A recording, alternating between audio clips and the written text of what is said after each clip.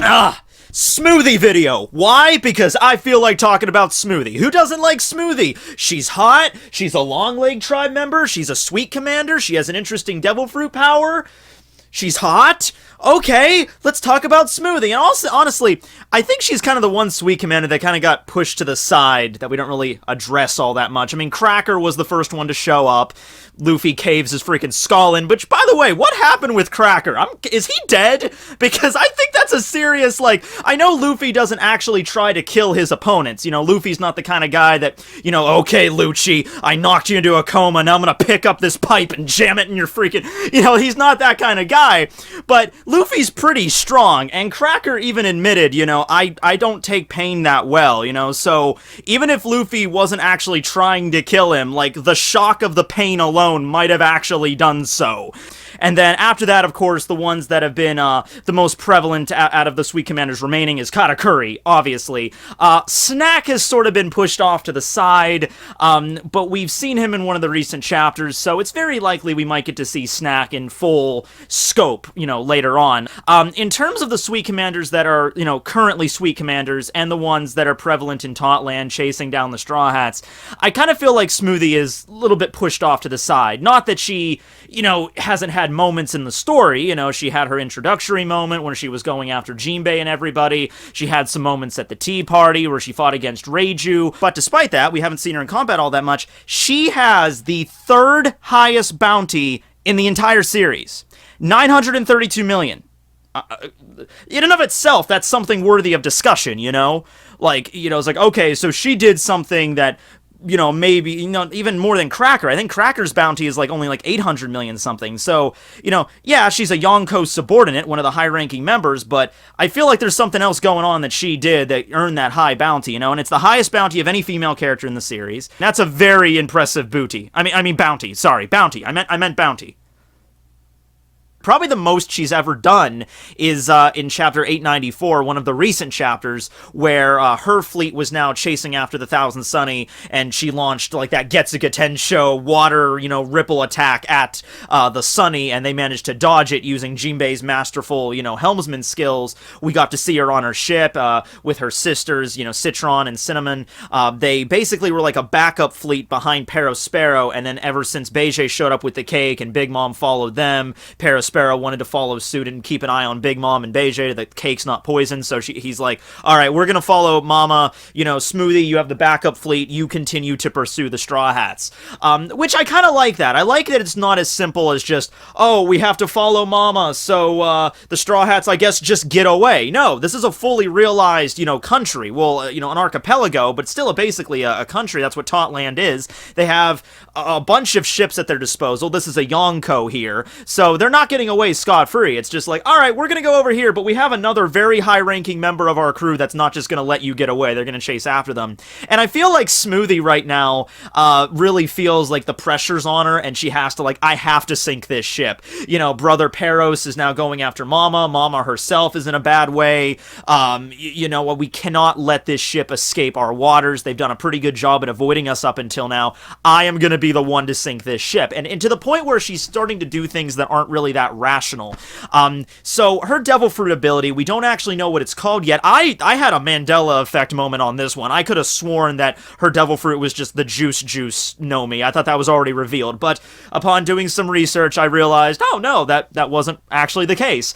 We don't know what it's called. We know it's a paramecia, and it has the ability to wring out living things, juicing them, essentially, and the concept of this is basically she picks up a living human or an animal, it could be anything, and then proceeds to wring it out like a towel, and liquid begins to drip out of the person, and they become, you know, basically whenever Crocodile does his spada thing, you know, he makes that sand crescent, like, scythe blade on his arm, and he cuts somebody down, and it, you know, drains all the moisture out of them, and they turn into, like, a dried up mummy and they collapse. So sort of like the same end result here, where whenever Smoothie is wringing somebody out, you know, all of the moisture is being removed from their bodies, and they are, you know, they are left like a mummified corpse, but it's a little bit different in the exact way it's implemented.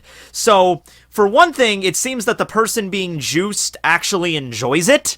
You'd think that wouldn't be a very pleasant experience to have all the moisture forcibly drained out of your body as it's being wrung out like a towel. You know, you get, like, you ever do the Indian burn thing when you were a little kid to your friends, you know, like the brush burn? That hurts, you know, and this is just like your entire body being contorted. But due to the nature of the devil fruit, this doesn't mean, like, it's going to snap your spine in half or your organs are going to get crushed. No, it's actually kind of a very pleasant experience from the looks of these people, to the point where Smoothie basically just grabs them while she's just chilling out in her room and just like, all right, I want a nice cup of you. That feels so amazing. Thank you, Smoothie-chan. And then she just, you know, okay. And then, you know, the liquid that comes out of their bodies goes into a glass to which she then consumes. Okay, so here's a little bit of a thing. I don't think it's actually, like, just the water inside of their bodies, you know, because, you know, human bodies are mostly made of water. Most living things are made of water. A big chunk of it is going to be water.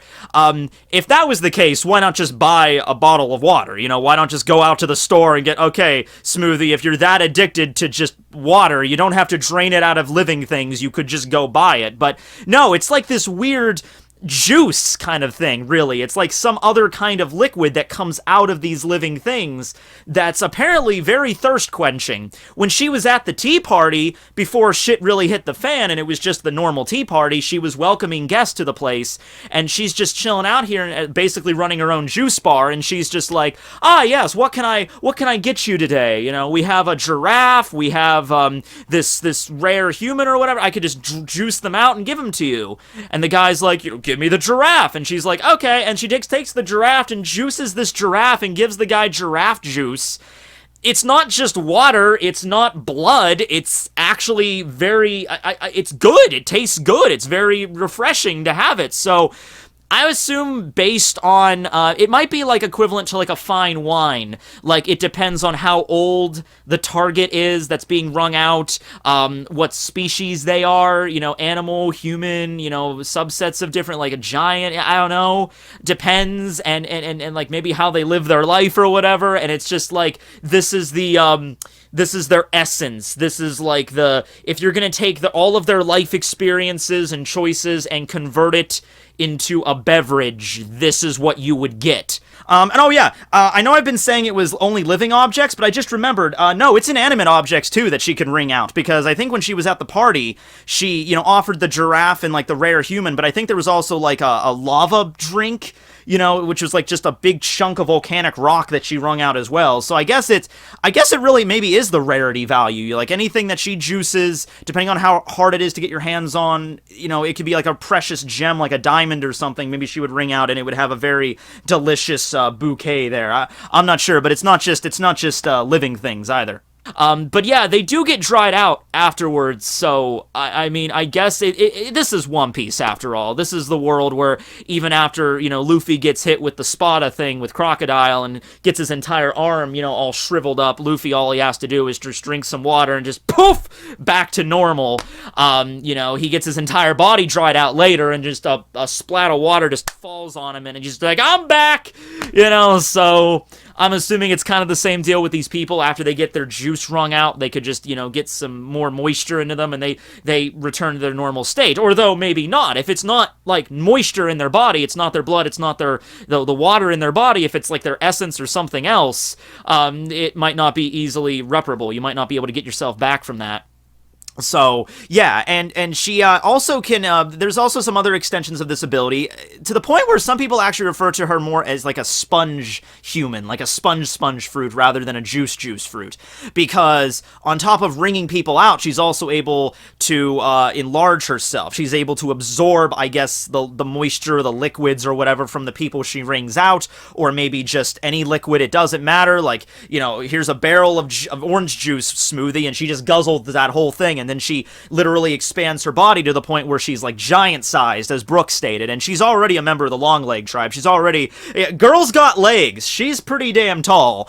But she got even bigger when she was chasing after the Straw Hats on the Thousand Sunny, to the point where she got so big, her sisters, Citron and Cinnamon, were like, okay, you gotta be careful. If you get any bigger, it's actually gonna capsize the ship. The ship's gonna get damaged. While she was that size, she has a sword she uses as her main weapon, a very long sword given her height, so she takes it, I assume, and then just, takes the liquid from her body that she absorbed, runs it through the blade, and then, does basically a Getsuga Tensho, like a crescent moon kind of attack made of pressurized water or liquid, and then that gets sent at the Thousand Sunny, which they avoid. That's her attack, like a long-range attack she has, given the fact that she enlarged herself first, I'm assuming, just to make it, like, the attack much bigger, a wider arc, more strength behind it or whatever.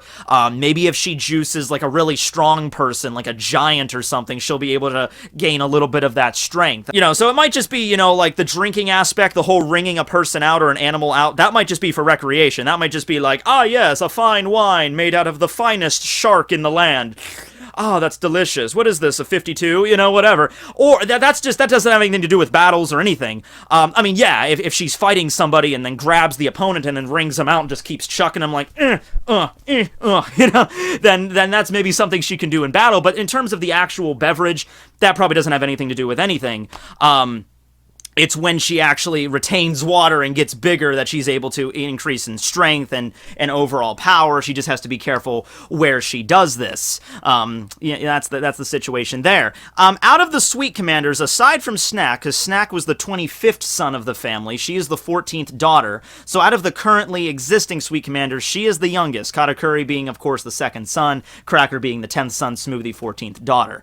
So, she's the youngest, which makes me think like, okay, she's the one chasing after the Straw Hats right now. She might be the weakest out of all. I mean, like, the Sweet Commanders are all heavy hitters. Katakuri, I don't even need to go into why Katakuri's strong. I've already referenced that plenty of times. We should know how strong Katakuri is at this point. Cracker, Cracker is not... He is physically frail. That doesn't make him weak strength-wise, okay? He has a pretty powerful Devil Fruit. Unless you fight against somebody in a very situational area where Luffy could just keep devouring the crackers because he's a glutton, and you had Nami there to allow to like rain ball and allow the crackers to get moist. That's a very situational time there. But he was made a Sweet Commander for a reason. He can make all of these biscuit soldiers that are incredibly tough. This would be a very hard guy to fight, and I think even Arouge had to fight him. Arouge fought against Snack, and then Cracker showed up and fought against Arouge, and then Arouge got the shit beat out of him from Cracker, from his soldiers and everything like that. And we see the Cracker soldiers patrolling around Totland, so he is a good fighter. It's just that if you get a strong enough hit out on him to reveal his true form, and then you get another strong hit out on his real form, he's gonna go down after one hit. But in terms of just raw strength with his Cracker, like an entire army of Cracker soldiers all attacking one person, that's pretty strong. You can't say it isn't. But then you have Smoothie, who is the youngest, and her Devil Fruit doesn't really seem as diverse as the others. Katakuri's Mochi, all the different things you can do with that. Cracker being able to create an entire army at will. Smoothie, and Cracker can make weapons and shields and maces and arrows. He can do whatever he wants with his crackers. Smoothie, she can juice people out, but you have to be kind of close range for that. You have to get kind of up close and personal to grab somebody and to physically juice them. The retaining water thing is useful. I would assume you would have to have some sort of source of the liquid around you to enlarge yourself like that. Not a bad move, but you have to make sure to either juice enough people or have a liquid, or, the seas in Totland are all made of, like, juice or cream or other kinds of liquids and stuff.